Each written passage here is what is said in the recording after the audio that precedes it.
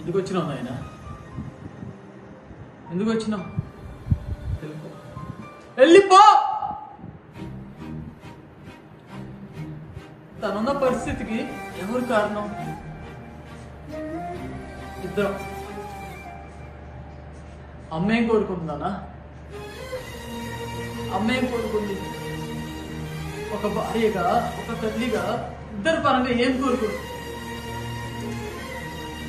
చూసే చూపు, పీల్చే శ్వాస, మాట్లాడే మాట, వినే శబ్దం, పట్టుకునే పదార్థం, వేసే అడుగు, ప్రతిదీ రాముడు వారిలాగా ధర్మంగా ఉండాలని కోరుకుంటారు.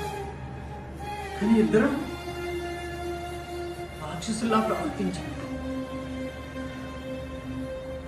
వద్దానా? నాకు నా తల్లి కావాలి నాయనా, నాకు నా తల్లి కావాలి.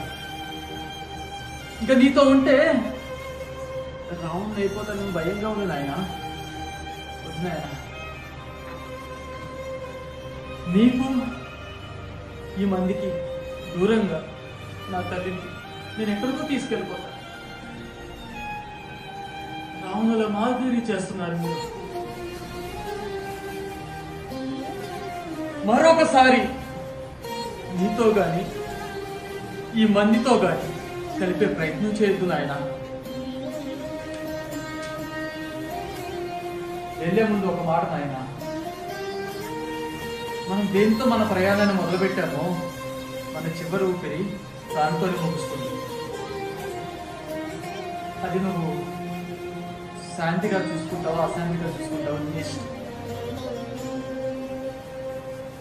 పోనాయన.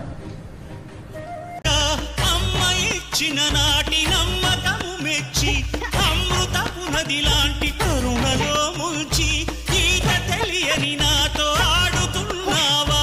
కోతి చేష్టలు చేసి నవ్వుతున్నావా? శ్రీ ఆంజనేయం ప్రసన్నాంజనేయం ప్రభాదుల్యకాయం ప్రకీర్తి ప్రదాయం.